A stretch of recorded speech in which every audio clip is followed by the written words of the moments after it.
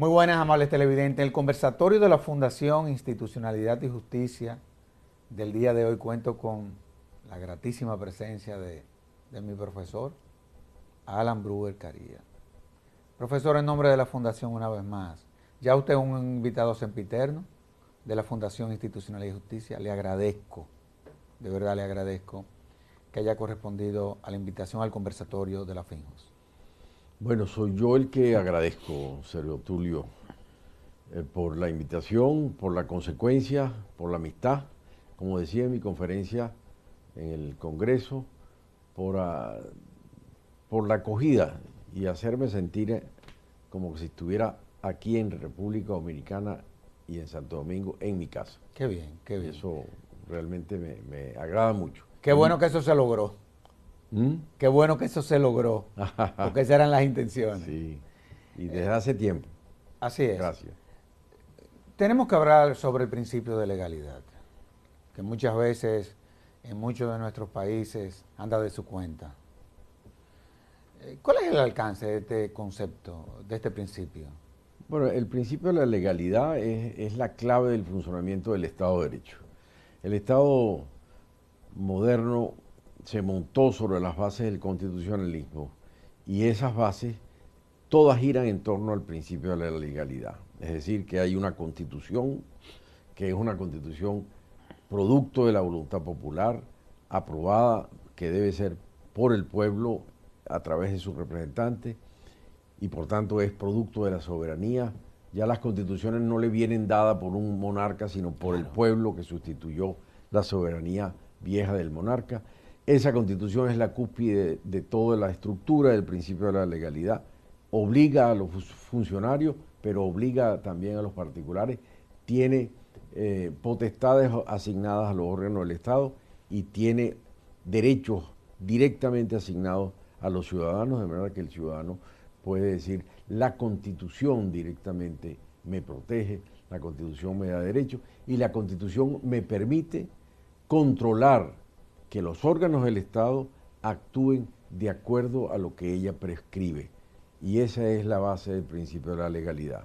El sometimiento de todos los órganos a la Constitución y a las leyes, el derecho del ciudadano a la tutela judicial efectiva frente a las actuaciones de la administración, de los funcionarios, de los poderes públicos que violen la Constitución y la necesaria existencia de un poder judicial autónomo e independiente que garantice que ese órgano del Estado que viola la Constitución va a ser sancionado con la anulación de sus actos.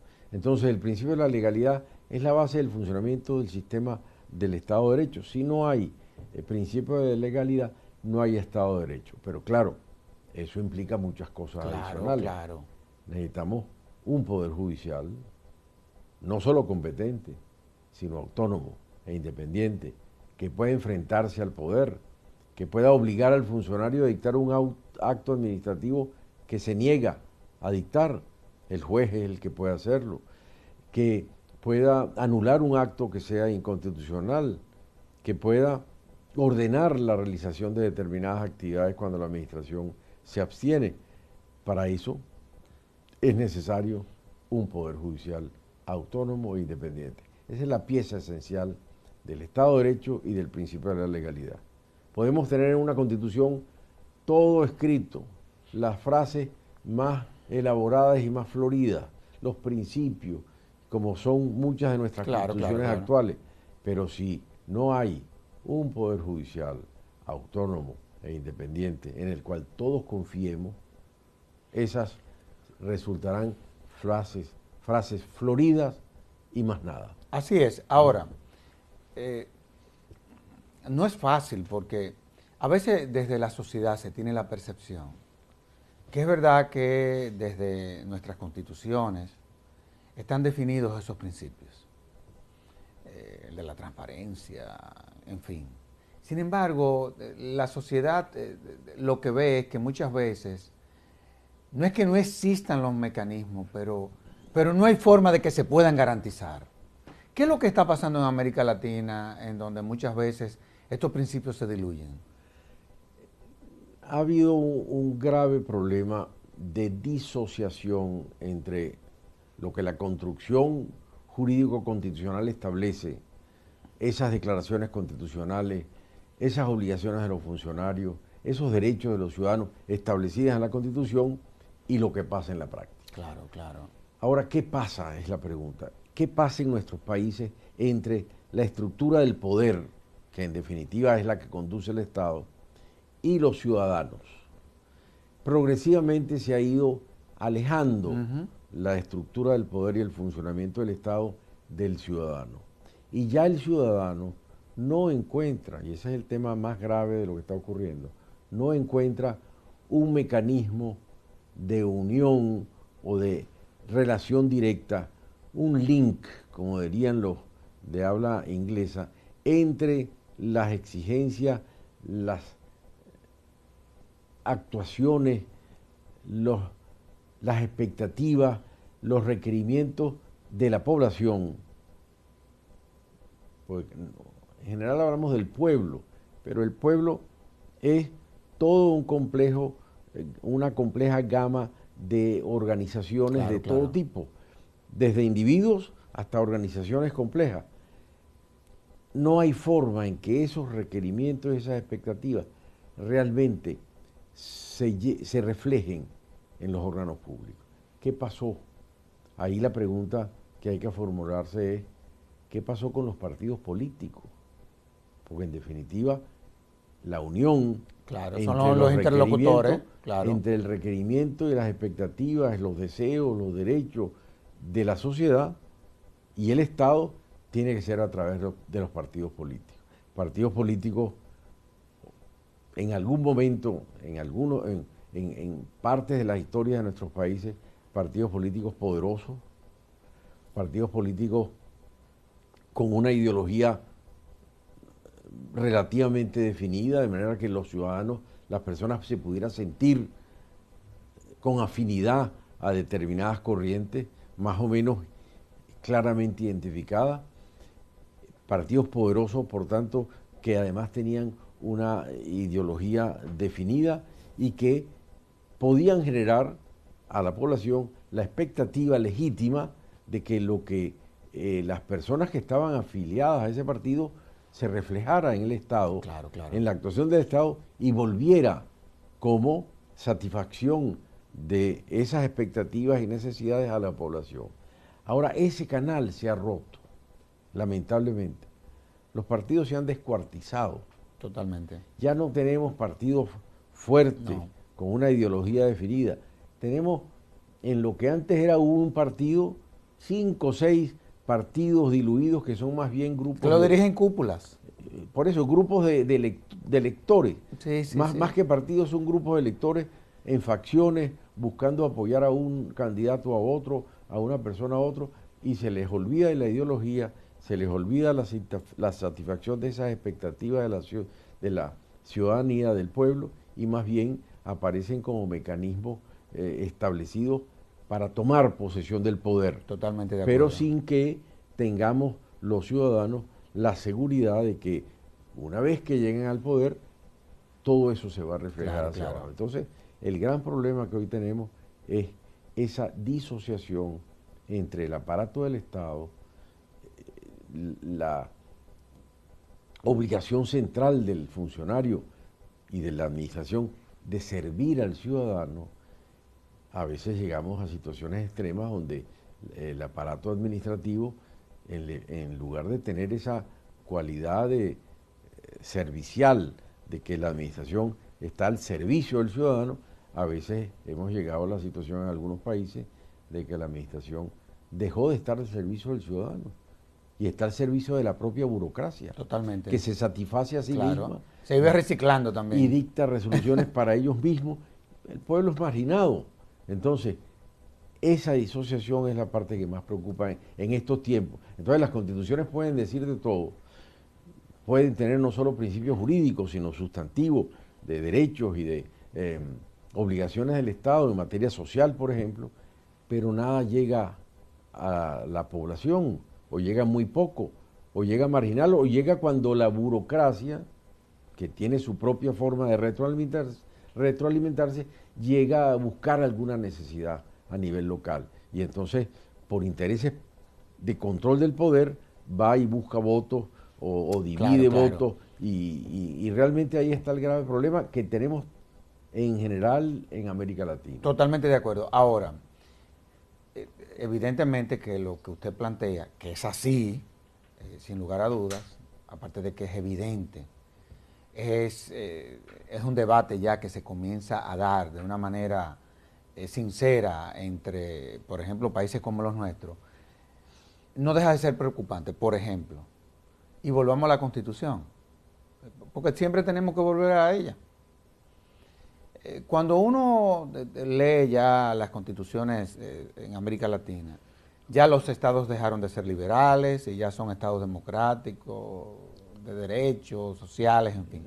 Eso ha traído como consecuencia de que en todo lo que es el proceso de construcción de la democracia, digámoslo así, aparece un elemento que no aparecía de una manera clara en las demás constituciones, que se fundamentaban sobre la base del espíritu de la representación.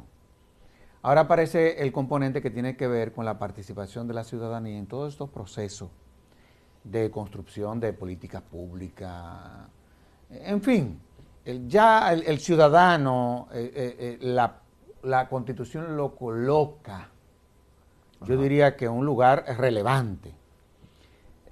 ¿Cómo poder lograr lo que desde la Constitución se quiere?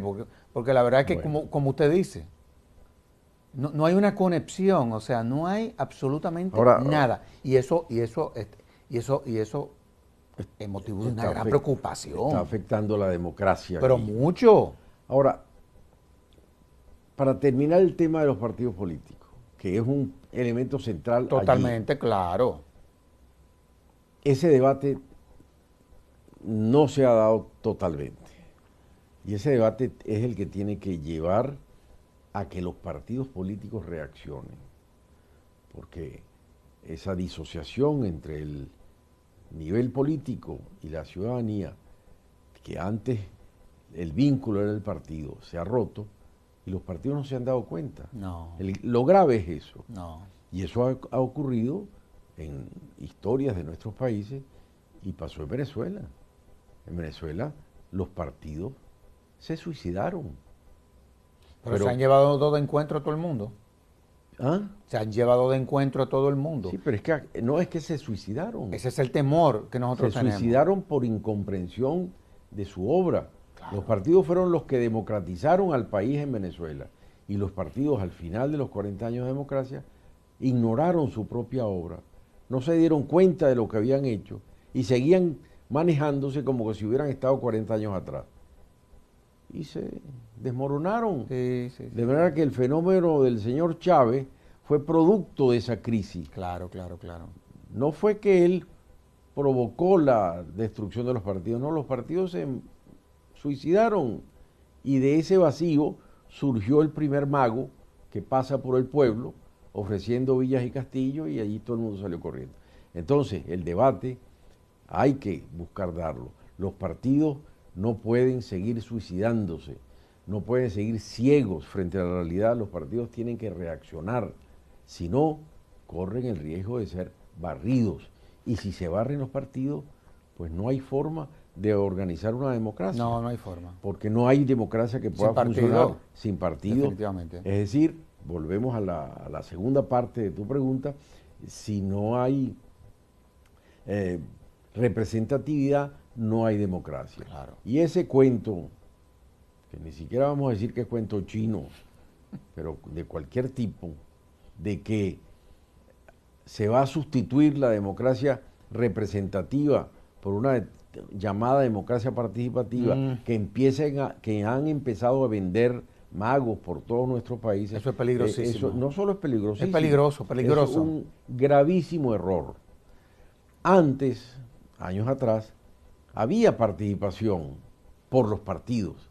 El partido era el mecanismo de participación y eso hizo que hubiera democracias, porque los partidos sirvieron. Los partidos empezaron a concentrarse en sí mismos, a ponerse al servicio de ellos mismos y de la propia burocracia y se olvidaron de de la ciudadanía y esta no encontró cómo participar. Ese fue el primer problema. Ahora, ¿cómo resolver el tema de la participación?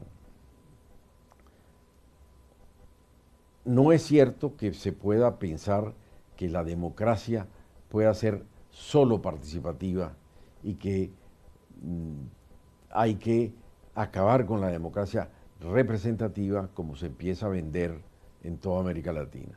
Eso es una falacia, Claro. es una falsedad. No hay democracia que no sea representativa. Ahora, sin duda, en algunos casos encontramos países que son más participativos, donde se participa más. Pero ¿cómo se puede participar, Servio Tulio? ¿Cómo se puede participar en política? A través de los partidos, siempre fue una vía. Pero estos han abandonado ese rol. Se han dedicado a ser partidos de grupos, pero no del pueblo. De resto, ¿cómo se puede participar en la gestión de las políticas públicas?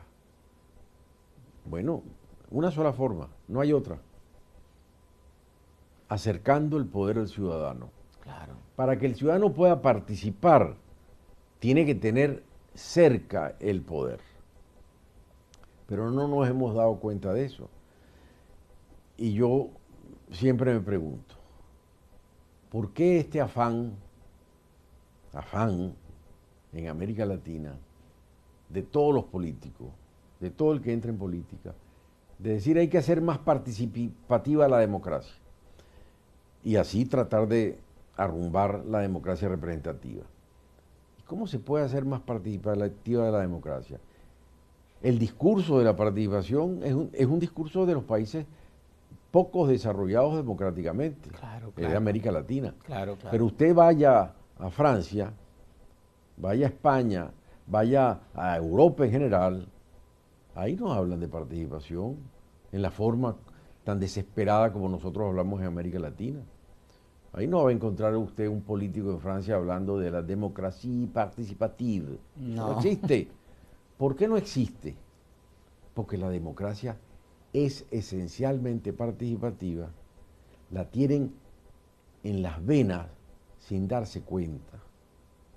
Con eso pasa como el famoso personaje de Molière, que habló siempre en verso y pensaba que era distinto cuando le pidieron hablar en prosa.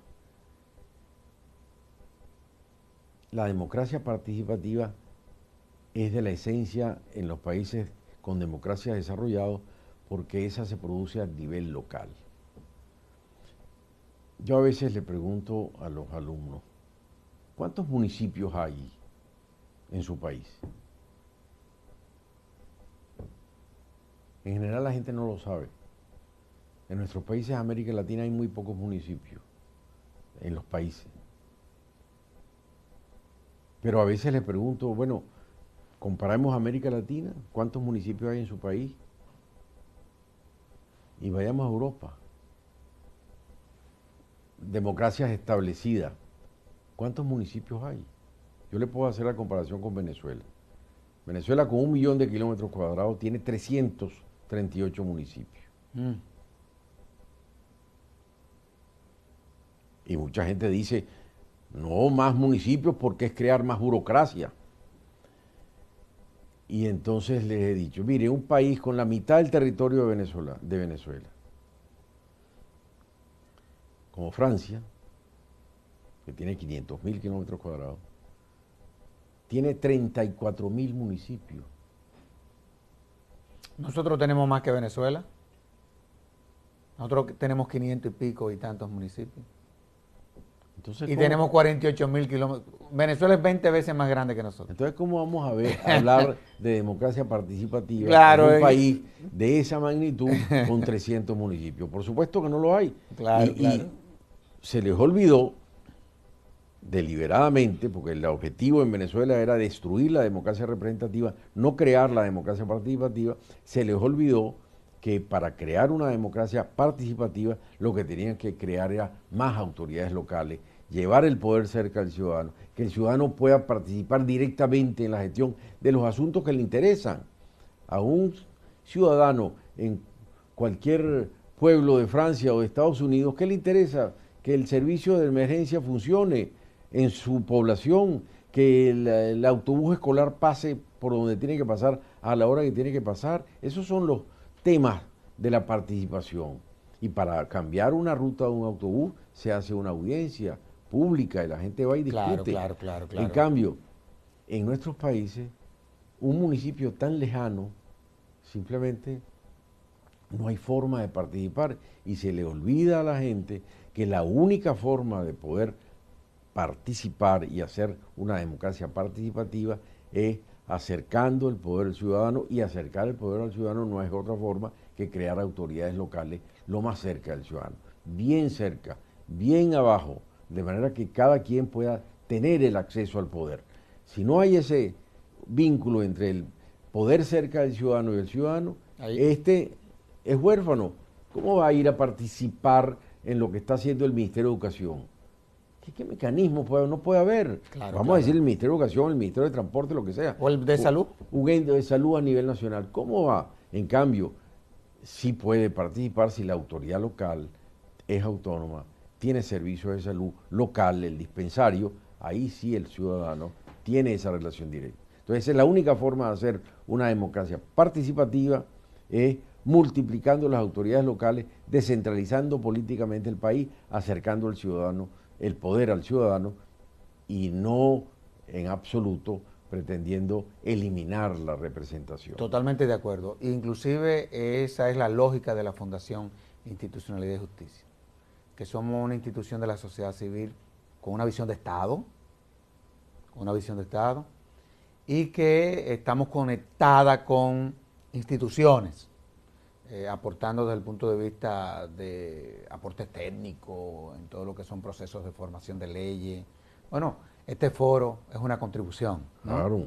Al Estado de Derecho, al fortalecimiento institucional de la administración, en fin. Ahora, yo quiero volver al principio de legalidad, porque es que, déjeme decirle, la explicación que usted ha dado con relación a la participación, a la democracia participativa, aparte de que es oportuna en nuestro país, yo creo que es la explicación con mayores niveles de claridad que a mí me han dado en la vida. Honestamente hablando, se lo digo. Ahora, quiero volver al principio de legalidad, porque usted hablaba del Poder Judicial, que sobre la base de ese principio tiene que ser autónomo, independiente, imparcial, digámoslo así, por lo menos. Cuando uno se va a la estructura del Estado, porque tenemos un problema también de funcionalidad, también por falta de esa formación política, hasta de nuestros propios dirigentes políticos, muchas veces se confunden las cosas. ¿Cómo lograr? En nuestros países tenemos problemas, por ejemplo, desde el punto de vista del Poder Judicial. Quizás su génesis es política, es así casi en todos los países del mundo. Generalmente las cúpulas de los poderes judiciales vienen de órganos políticos o de órganos cuya composición es política. Cuando tú te vas, por ejemplo, y ves la lógica del Ejecutivo, que es el que administra, pero también tú te encuentras con la lógica del Congreso, que es el que controla al administrador, digamos así. Uno encuentra que por esa falta de formación política o por las prácticas políticas que se han instalado, por la razón que sea, Sí. hemos visto que los ejecutivos son los que terminan controlando el Congreso. Es decir, el Congreso, partiendo de la democracia representativa, en principio representa a sus representantes, a los ciudadanos que llevaron a esos congresistas al Congreso. Pero sucede que el asunto se ha complicado porque los congresos han terminado representando a los partidos políticos. Esto es una verdadera locura lo que está pasando. Entonces, el Ejecutivo, que hay que controlar, termina controlando el Congreso. El Congreso, que tiene que controlar al Ejecutivo, termina haciendo funciones que son propias del Ejecutivo. dado el modelo clientelista que se ha instalado. El tema es, No es fácil, no es profesor, fácil, no es fácil esto, ¿eh? porque a la base de todo está el principio de separación de poderes. Pero el principio de separación de poderes no es simplemente un enunciado constitucional, que es como lo hemos tenido hasta ahora. La Constitución dice que hay tres poderes del Estado: el Ejecutivo, el Legislativo, Judicial. La Constitución establece cómo se organizan estos poderes y dice que son autónomos, independientes, y con eso ya todos casi quedamos contentos. Ahí está la estructura. Eso está muy bien. Pero el tema es que esa estructura política que está en las constituciones requiere de una implementación, y esa implementación es lo que tiene que ser producto del verdadero pacto político. Porque siempre decimos, las constituciones es un pacto político. Esa es la definición tradicional. Sí, sí, sí. Es un pacto de la sociedad para organizar un Estado y el funcionamiento de una sociedad. Pero no encontramos el pacto. No. Lo que encontramos son unas normas que se dictaron en un momento determinado, pero ¿dónde está el pacto? El pacto de la sociedad para que aquello se implemente. Y ese es el pacto que los partidos, de nuevo, como elementos representativos de la conducción política de la sociedad, no han querido abiertamente asumir. Grandes pactos han sido los que han permitido en muchos países pasar de un régimen tiránico a un régimen democrático. El caso de España. Los pactos de la Moncloa. Claro. Eso. El caso de Venezuela en el año 58. Y Chile también. Pacto de punto fijo. Y el Chile también. Entonces ahí tenemos pactos. ¿En qué consistieron esos pactos? Exactamente. No solo en dictar una constitución, sino en que el liderazgo político, Se comprometió. los partidos, se comprometió a implementar esa constitución. Y se comprometieron formalmente porque era necesario para asegurar la transición. Entonces había necesidad de llegar a un acuerdo. No nos vamos a meter con el Poder Judicial. Vamos a respetar esa independencia y autonomía. Vamos a respetar la representatividad en el Congreso. Sea cual sea la fórmula que resulte de una elección, no vamos a tratar de eliminar el balance entre los poderes. Vamos a tratar de que funcione esto como lo dice la Constitución. Y se comprometieron a esos principios. Eso pasó hace 200 años, 300 años, 200 años en Europa, Claro, en los países, cuando decidieron en los propios países adentro, vamos a quitar áreas del funcionamiento del Estado de la diatriba partidista. Y dijeron, vamos a crear un servicio civil,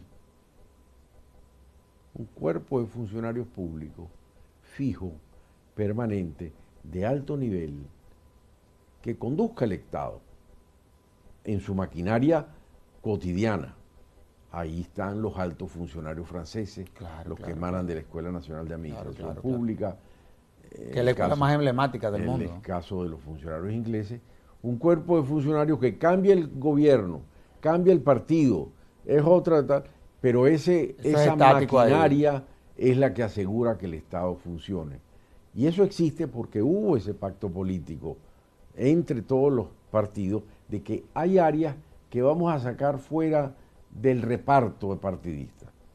De manera que cambiarán los ministros, pero no los funcionarios fundamentales que conducen al Estado. Ese fue el pacto que originó el surgimiento de las administraciones públicas en Europa, incluyendo en Francia y en España. Funcionarios de carrera que desarrollaron su carrera en la administración, no pegados de un ministro o de un burócrata, sino dentro de la estructura del Estado, cuerpos funcionariales que permitieron el funcionamiento del Estado. ¿Por qué salió esto? Por el pacto político de los partidos que hicieron para que funcione el Estado, independientemente de los cambios políticos de los gobiernos a través del cambio de partido, vamos a asegurar esto. Y eso mismo fue el compromiso con el Poder Judicial. Llegaron a un compromiso de que el Poder Judicial fuera autónomo, cayera quien cayera. Claro. Tumbaran cualquier legislación que consideran inconstitucional en cualquier forma. Se comprometieron a respetar esos elementos de funcionamiento del Estado. Ese compromiso ha faltado acá. Los partidos no se han sentado a decir, bueno, vamos a sentarnos y vamos a comprometernos públicamente, los partidos de un país, vamos a respetar la autonomía del Poder Judicial. Vamos a asegurar un mecanismo de su designación, no buscando yo controlar por aquí, por allá, que pongan ahí mi amigo y el amigo del partido y el otro amigo para tener ahí un control político. No, vamos a asegurar un mecanismo de designación abierto y que permita que eso funcione. No lo hemos hecho en América Latina, no lo hemos hecho en general. Y hay siempre mecanismos, y lo ve uno en todos los países, unos más y otros menos. Claro. En que el objetivo es ver cuántos magistrados del tribunal controlo directa o indirectamente para que no me vayan a tumbar una política. Esa no es la forma. Y por eso es que no nos funciona el principio de la legalidad, porque no hemos hecho el pacto para que funcione el principio. O sea, no basta que esté en la Constitución. Claro. Yo quise en esta primera parte manejar estos aspectos desde el punto de vista político, o sea, de lo que nos embarga, o sea, de lo que nos ocupa, de lo que nos preocupa. Para entonces, en el próximo segmento ya entrar de pleno al derecho administrativo y al derecho constitucional, que son ramas del derecho público, que no dejan de tener un impacto político. Claro. Así que vamos a hacer una pausa y de inmediato volvemos con nuestro excelentísimo invitado.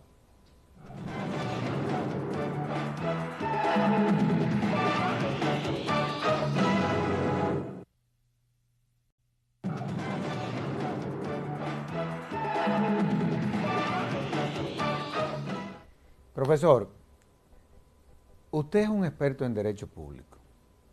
En principio siempre lo veíamos como un constitucionalista, pero ya los administrativistas hemos llegado a la conclusión de que no sabemos de cuál de las dos ramas del derecho público usted sabe más, o de cuál está escribiendo más en los últimos años. Es una cosa impresionante. Son miles de escritos, decenas de obras, cientos de obras. La verdad es que es usted uno de los juristas más prolíferos, pienso yo, que debe de haber en el mundo. No sé cómo le da el tiempo. Pero nosotros estamos apostando, usted y la Fundación Institucional y Justicia, al éxito del Estado. O sea, todos estamos sometidos a un orden. Y el derecho administrativo, de una u otra forma, es la rama del derecho que somete al orden a la administración. A decirlo lo más corto que se pueda. Que somete al orden a la administración y que establece el equilibrio en la relación entre la administración y los administrados. Claro. Porque ese es un el punto. derecho administrativo no es solo el derecho de la administración. El derecho administrativo es el derecho que regula la relación entre la administración y los ciudadanos y establece el necesario equilibrio entre poderes de la administración y derechos de los ciudadanos, entre prerrogativas de la administración y garantías de los ciudadanos. Y en ese equilibrio está la clave del derecho administrativo. A veces, ¿qué es lo que pasa? Que vemos solo el derecho administrativo como el derecho de la administración. ¿Cómo la vamos a someter, controlar, regular? Y se nos olvida que quizás más importante es, sí, la administración, pero en su relación con nosotros. ¿Por qué? Porque el derecho administrativo nos acompaña a los ciudadanos durante toda la vida, sin saberlo. Claro. La persona nace en un hospital público, Ya es un acto servicio administrativo. público. Se inscribe en el registro de nacimiento, un acto público. Va a una escuela pública, tiene un título que le otorga el Ministerio de Educación, tiene una profesión y tiene que inscribirse en un colegio de abogados que regule el Estado y en una ley, tiene que ejercerla de acuerdo a las normas de la ley y termina muriéndose con una acta de función y enterrado en un cementerio municipal. Es decir, la vida entera está sometida al derecho administrativo. Por eso es tan importante la rama. Claro. Pero mucha gente no se da cuenta de que es un partícipe permanente de normas administrativas y todas son relaciones entre el ciudadano y el Estado, porque eso agréguele. Quiere manejar, tiene que tener un título. Y además puede manejar de acuerdo a estas normas, por la derecha o lo que sea. Quiere navegar, necesita un registro de la Marina Mercante y tiene que someterse a normas de circulación, etcétera. Es decir, todos los derechos del particular están sometidos a normas administrativas. Todo, de manera que bien podría decirse que el derecho administrativo no solo es el régimen de la administración, no solo es las relaciones entre la administración y los particulares, sino es el régimen de actuación de los derechos de los particulares. Porque todos los derechos tienen que ver con el Estado, con la administración. El que usted quiere ejercer el derecho de petición, es ante la administración pública. Quiere ejercer el derecho a la circulación, tiene que hacerlo de acuerdo a como diga la administración. Quiere ejercer el derecho a la libre expresión del pensamiento, de acuerdo, pero tiene que someterse a las limitaciones que pueda haber, no puede propagar la violencia, el odio, etc. Es decir, no se puede hacer lo que le da la gana. Entonces, todos los derechos, absolutamente todos. Usted quiere enseñar, puede hacerlo, pero si va a crear un colegio, tiene que registrarlo en el Ministerio de Educación, tiene que tener un programa si quiere. Es decir, todo lo que uno hace, todo el ejercicio de los derechos, está sometido a normas. ¿Y cuáles son esas normas? Normas administrativas. Entonces podría decirse que el derecho administrativo, además de regular a la administración, regular la relación entre la administración y los ciudadanos, es el conjunto de normas que regulan el ejercicio de los derechos de los ciudadanos, de todos los derechos. Qué bien, qué bien. Incluso que el derecho a tener la religión que uno quiere, perfecto, pero no me puede sacar una procesión a la hora que usted quiera. Claro, hay un orden. Y no puede romper el tránsito. Ahora, ¿en qué consiste? Porque se habla mucho de eso. ¿En qué consiste el control de la administración?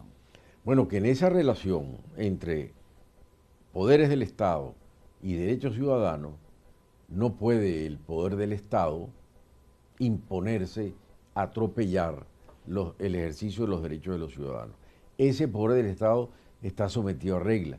Si usted quiere limitar el ejercicio ciudadano de algún derecho, el derecho a asociación, por ejemplo, tiene que dictar una normativa que regule el derecho de las asociaciones, de manera que los particulares puedan ejercer ese derecho, pero usted no puede arbitrariamente o discrecionalmente decirle a un ciudadano, usted sí puede constituir esa asociación, pero usted no, porque me da la gana.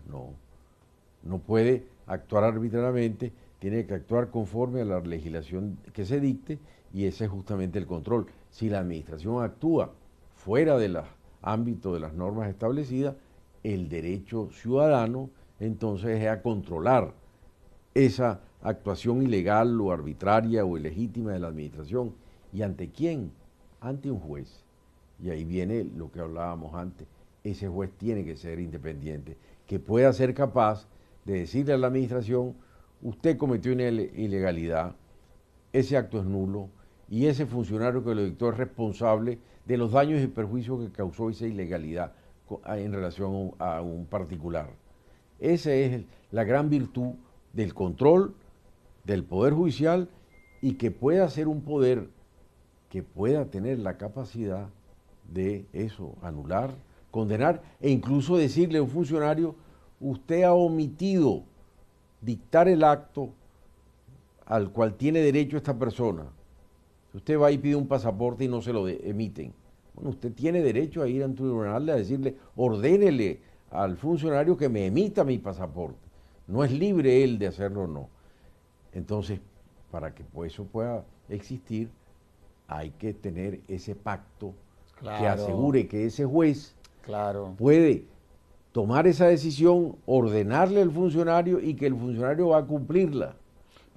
Ahora, en un régimen autoritario, Eso es inconcebible. No, pero es importante lo del pacto y le voy a decir por qué. Porque también no deja de ser... No, y perdón, para que termine, y eso cuadra en la fundación. Fundación Institucionalidad y Justicia es justamente la fundación, su rol es fortalecer la Claro, claro. institucionalidad y la justicia. Y estamos De verdad apostando que a eso. esa idea está dentro de... No, y hay áreas, por ejemplo, todo lo que tiene que ver con la jurisdicción administrativa. La verdad es que 20 años atrás eso no existía en este país. Así es. Y hemos venido insistiendo y hemos venido tratando de ver cómo inclusive comenzamos a fortalecer el propio acervo jurídico entre la Sí, pues propia entiendo que clase. la ley es vieja, ¿no? Bueno, lo que pasa es que La tuvimos de la una jurisdicción ley. contenciosa. Sí, lo que pasa era que la lógica, la estructura en donde operaba esa jurisdicción, digámoslo así, era dentro de la lógica del órgano rector del Sistema Nacional de Control, que era la Cámara de Cuentas. Sí, Entonces ahí había un problema. esa es otra cosa.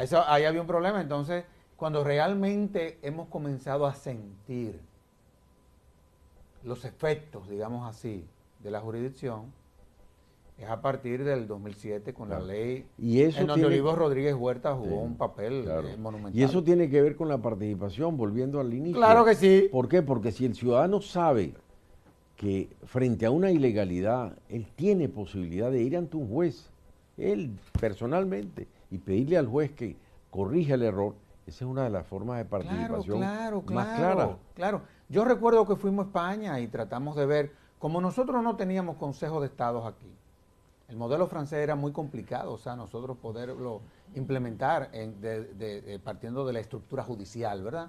Y lo que veíamos era que el que no nos iba a traer mayores inconvenientes era el español, y acogimos el modelo español, recuerdo que fue en el 2005 que fuimos, y creamos conciencia en los legisladores y en la clase política, y se dio ese paso que yo creo que ha sido sumamente provechoso. Ahora, aquí se presenta un problema y ahí es que yo veo la importancia del pacto.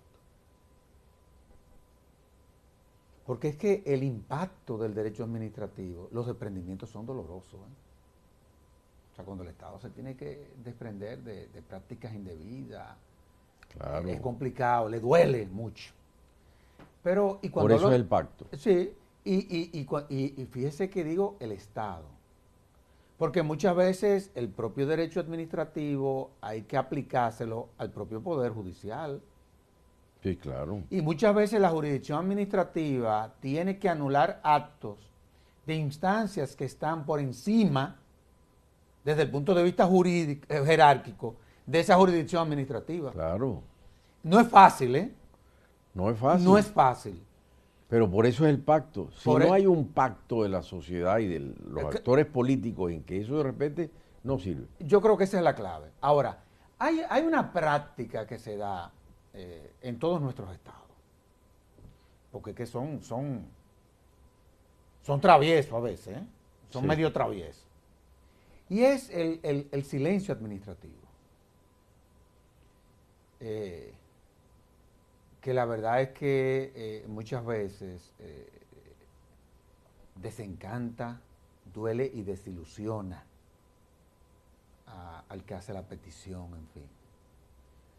¿Qué recursos tiene, por ejemplo, el ciudadano como para poder romper esa omisión del Estado muchas veces, que es evidente, frente a una petición de un bendito ciudadano que quiere una información? Bueno, el silencio administrativo o el tratamiento del silencio administrativo El tratamiento, perdón. es de primera importancia, pero tiene muchas facetas. Sí, yo sé. Muchas veces la legislación solo reguló el tema de manera de decir, si usted formula una petición y no le responden, usted solo tiene una garantía jurisdiccional. O sea, si no responde en un lazo determinado, usted puede ir ante el juez a pedir la nulidad. ¿De qué? Bueno, de un acto tácito que vamos a considerar que surge del silencio, que es que le negaron su petición. Entonces, muchas legislaciones establecieron el llamado silencio negativo. O sea, que si pasa un tiempo y no le responden, se considera denegada y entonces usted tiene que ir ante un juez. Pero vas a ir ante un juez a alegar ¿qué? Si yo lo que quiero es que me den mi pasaporte, vamos a poner ese ejemplo. Claro, claro. A mí no me interesa ir a pelear ante un tribunal. No, a mí lo que me interesa es tener mi documento de identidad, que no me lo dan. Yo no gano nada con que me digan, no, a los 6 meses, si no le responden, vaya ante un juez. ¿A qué? A que digan que es ilegal que el señor no me responda, para que vuelva yo ante el señor a decirle, respóndame. Entonces, no ha habido todavía un cuadro completo de garantías. Esa se pensó que es uno. En otros países dijeron, no, vamos a poner una mejor garantía. El silencio es silencio positivo. O sea que si usted hace una petición y no se la responden, se entiende concedida. Bueno, es una garantía mayor. Claro, claro. Pero eso depende porque yo lo que necesito es el papel. Yo necesito mi pasaporte. Claro, claro. No necesito un acto que me diga que transcurrido el tiempo se le otorga. Pero no, yo lo que necesito viajar, necesito el papel. No me da la garantía de tenerla. Tengo que volver a un procedimiento de la acción contra la administración por omisión, abstención u omisión, para obligarlo a que otorgue el documento. Entonces, hay muchas gamas del silencio. Por supuesto, cuando uno va a considerar el derecho administrativo globalmente en relación a la inacción de la administración, hay estos diversos mecanismos que progresivamente van permitiendo que se solucionen conflictos concretos y se garantice. Pero resulta que es que a veces la administración misma va al otro extremo y se le olvida que la primera obligación de la administración es responder. ¿Por qué? Pues si yo tengo un derecho de petición en la Constitución como derecho ciudadano, ese derecho de petición, por el principio de la alteridad, implica la obligación de la administración de decidir y de decidir oportunamente. Entonces yo lo que necesito es que la administración decida. No que la administración diga, no, ya como pasó el tiempo, ya yo no estoy obligado a decidir y vaya a los tribunales. No, no. Puede ser que la garantía que se establezca en la legislación específica es que yo pueda ir ante los tribunales a defenderme del silencio, pero eso no le quita la obligación que sigue teniendo y va a seguir teniendo la administración de decidir y de resolver. Lamentablemente, la administración frente a estas regulaciones ha ido por esa vía y dice, no, ya yo no tengo que decidir, vaya a los tribunales y ya está. No, usted sigue estando obligado. Entonces el derecho administrativo sigue buscando mecanismos de protección y de garantía, como hemos visto en estas varias facetas del silencio. Así es. Hay un punto en todo esto, y es cuando, me refiero al activismo judicial. Muchas veces la administración, digámoslo así, se queja porque los jueces van más allá de lo que son sus atribuciones, partiendo de una mala interpretación o de una laguna que pueda haber normativa, y en vez de juzgadores se convierten en legisladores. ¿Cómo resolver? Porque hay de todo en todo esto. El tema del activismo judicial es un fenómeno que digamos que es universal. Y la desviación hacia el juez constitucional como juez legislador también es una secuela de esa desviación. Pero a la vez fomentada por el propio Estado. Claro que sí. Que por no comprometerse claro que sí. frente a los ciudadanos y tomar una decisión. Ni asumir el costo político. Por eso tomar una decisión tanto el Parlamento como el Ejecutivo y tomar la decisión política, pues prefieren que la cosa la vaya y la resuelva el juez. Entonces, es culpa, de nuevo, de la ausencia del pacto, que implica tomar decisiones y asumir su costo político, no hay ese pacto entre los actores y entonces más bien ahora viene ese pacto tácito de mandar la cosa ante el juez para que entonces el juez cargue con Claro, la un capuchina. tema que es político, quieren que entonces un juez le diga una salida judicial, Eso. legal. Entonces, eso se está provocando desde los propios actores políticos, ese activismo judicial. Ahora, globalmente, yo pienso que una forma positiva de ver el activismo judicial es cuando el juez lo hace con el norte de la garantía de la primacía de la dignidad humana y de la protección de los derechos. El principio de la progresividad, que es el que caracteriza los derechos, la regulación de los derechos fundamentales, sí le puede permitir al juez, por ese principio de la progresividad, descubrir derechos. Entonces yo justifico el activismo judicial, en principio, dentro del área de los derechos fundamentales. Mientras más se puedan proteger por carencias del legislador, por ejemplo, ahí está bien. Pero ese activismo judicial, producto de la abstención de las autoridades políticas, parlamento, ejecutivo, de tomar las medidas que tienen que tomar con el costo político que implica tomar decisiones y zafarse de las cosas para que terminen en el juez, creo que es gravísimo y le está haciendo un gran daño a la judicatura. Nos queda un minuto, pero hay una pregunta que no puedo dejar de hacer. ¿Qué reto tiene la administración pública para asumir las obligaciones que impone un Estado social, democrático y de derecho? De nuevo, el gran reto es asumir la ejecución de esas políticas, pero de nuevo, sigo con la idea del pacto político. Los actores políticos, los partidos políticos en el Congreso, en los partidos, en el propio Ejecutivo, tienen que ponerse de acuerdo con el fin último del Estado, que es satisfacer las necesidades colectivas, llevar adelante las políticas sociales. Que en ese momento van a beneficiar más a quien ejerce el poder ejecutivo. Bueno, sí, ya después le tocará a otro, pero lo que no puede es impedirse la realización de los principios sociales de la Constitución por una cuestión de pleito entre partidos. Claro. Profesor, gracias por haber acudido a la invitación a este conservatorio. Usted no se imagina lo oportuno que ha sido haber hecho este programa con usted. Yo creo que es un llamado inclusive a la conciencia, a la civilidad. Y yo creo que refleja todo lo que usted dijo aquí, inclusive hasta lo importante que son los políticos, qué importantes son y qué son las instituciones políticas. Así que le agradezco esto porque es un gran aporte que hacía falta. Bueno, más bien yo soy el que agradezco esta oportunidad de estar de nuevo aquí contigo, Servio Tulio. Igual a usted. Y a ustedes, amables televidentes, les decimos hasta la próxima, en donde estaremos en un nuevo conversatorio de la Fundación Institucionalidad y Justicia. Hasta entonces.